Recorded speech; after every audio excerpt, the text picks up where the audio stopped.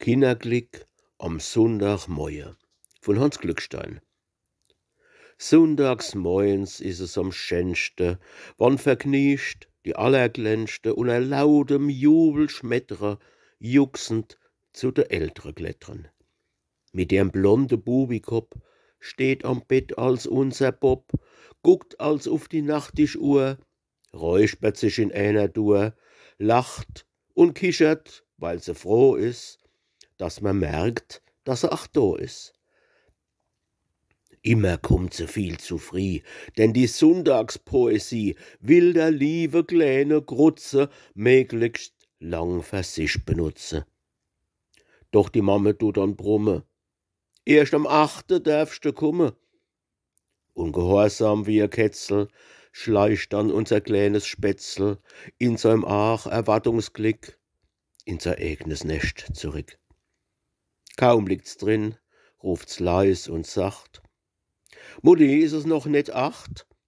Doch die Mutti, die is stumm, und die Klee, die dreht sich rum, kuscht sich in ihr Daune dutt, uns vergeht noch kein Minut, ruft sie schon wieder, statt bereit: Mutti, gell, jetzt is es Zeit. Und die Mutti brummelt ebbes, dass der ungeduldige Steppes, wo schon halb is aufgericht, auf a weitere Frage verzicht. Und a ganz kurzes Weilchen is es still, das Babbelmeilchen. Bis es zwitschert, laut und hell: A weil komisch, Mutti, gell? Doch der ruhebedürftige Pappe knottert niewer zu de Krabbe, dass er sonntags in sein Bett endlich mal sei Ruh gern hätt. Aber das Mädchen rafft sich zusammen: Ei, ich red doch mit der Mama. Und mit seinen müden Glieder schläft der Pappe auch schon wieder. 50 Mal geht er sofort, dass die Klee ihr Sprichel schnurrt, dass sie quält und piepst und lacht: Mutti, is es noch net 8? Und auf einmal, horch, bedächtig, schlacht die Standuhr laut und mächtig, und die Klee, voll Hast und Hitz, saust wie ein frisch geelter Blitz aus'm Bettchen mit Gedieber schleunigst zu de Mammen über.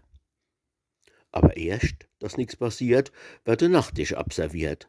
Wasserglas und Nachttischlämpel, Weckeruhr und sonstiger Krempel werden aus der Nähe erst geschleppt, dass es jo keine Scherbe gibt.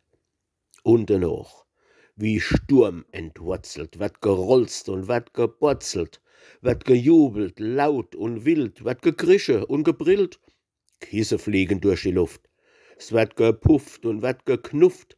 In meinem schönsten Sonntagstraum schlagt die Grott ein Purzelbaum, dass der frische kleine Spatz batschend land auf meiner Glatz. Und die Sonntagskeilerei endigt mit der Heilerei. So geht's zu, wie in de Schlachte, sonntagsmorgens, Punkt am 8.